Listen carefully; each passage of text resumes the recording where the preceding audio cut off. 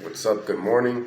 Zackey Force Funk with my very first video take for my first YouTube channel, Zackey Force Funk 187 channel on YouTube.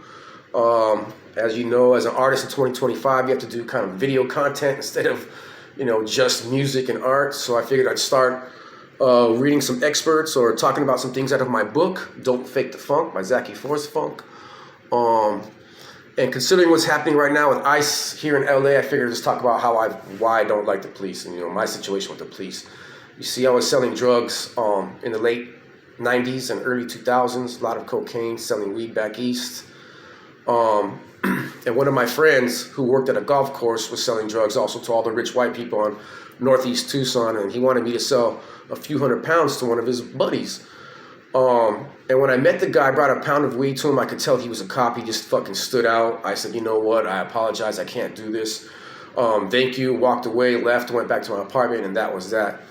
About a week later in my apartment, when I came home, I saw that my door was busted down, and I, could tell I was being robbed. So I went straight to my safe, saw that my safe was pried open, and there was a half a key of cocaine that was mine laying on the floor along with 17 grand. And I figured, how the fuck these people not take it but pry it open? So I figured maybe they were still in the house, and I just walked in on them. Sure enough, nobody was in the house, thank God.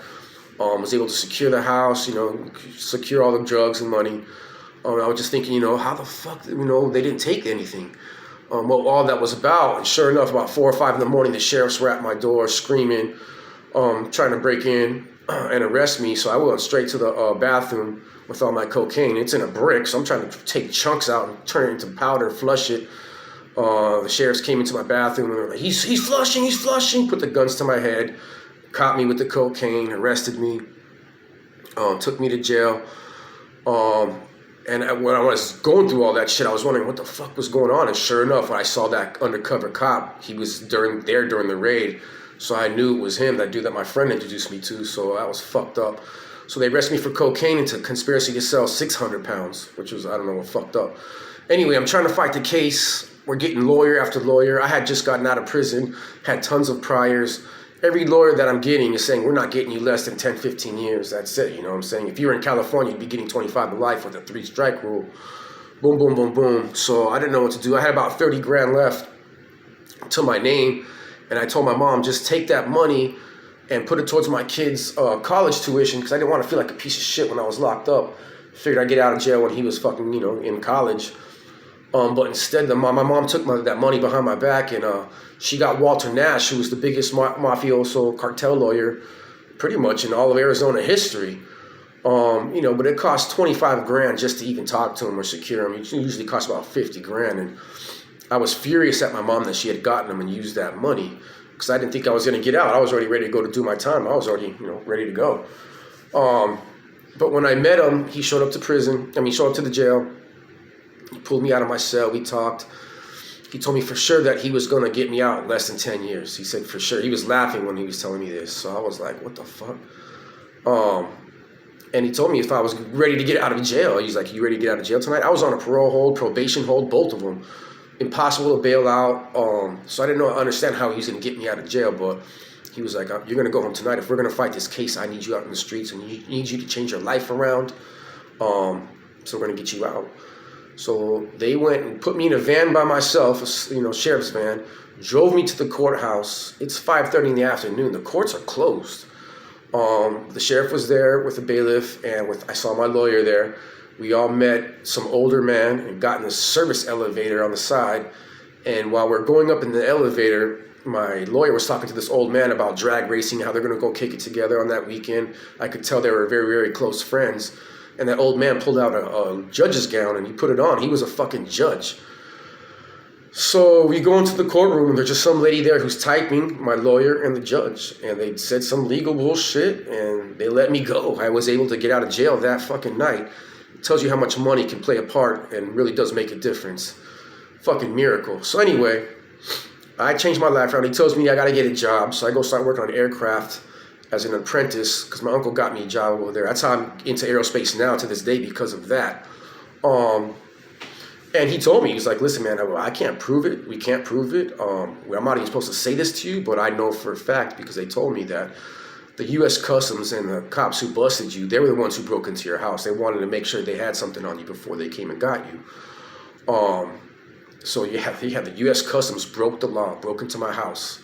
That's how bad these police are. They're not fucking legal. They don't do nice things. They don't do things by the book. They're pieces of shit. So this is the United States government and the police task force in Tucson, Arizona. So anyway, I'm starting to fucking fight the case.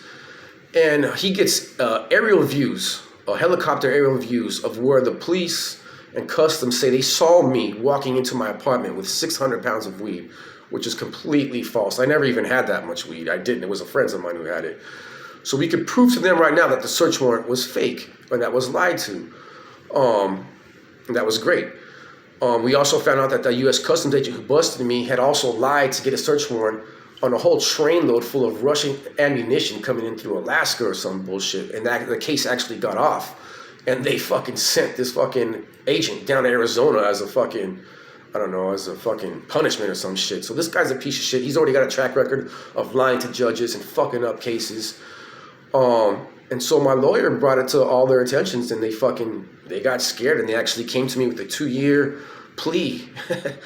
And I signed the plea bargain. I remember I was crying when I signed it, because 2 years to me, I had already got sentenced to 4 last time. And so I was like, yeah, I'll sign the 2 years. It was like nothing. And then when I went to go get sentenced, actually, to my 2 years, the pre-sentence officers didn't show up. The prosecutors didn't show up. They were fucking furious that I had gotten that plea agreement. So the judge, who's friends with my lawyer, goes, you know what? Pre-sentence officers didn't even show up. You changed your life around by becoming an aircraft mechanic. It had already been a year by that point. He's like, you're doing a great job. You know what? I'm not going to even send you to prison. I'm going to send you to 1 year work furlough. I'm going to send you to 5 years of in-house probation, IPS. He said, if you make one fucking mistake and you violate once, I'm going to send you to prison for a very, very long time. So yeah, I didn't even have to go to prison. I got off because United States Customs and the police lied and fucking did some foul shit to me. Broke into my house, lied to the judges, and I got off. I'm here sitting to you, talking to you to this day about that. So yeah, I mean, I hope you guys enjoyed this shit. I have crazy stories about to start telling you guys about my past, about what's happening to me now, about my heroes like Jaime Figueroa Soto and the Quinteros, who I basically work with their soldiers back in the late 90s and early 2000s. I'm doing research now like them, and I'm actually talking to Jaime Figueroa Soto's family. So you're going to get some really interesting, cool stories that you've never even completely fucking could believe.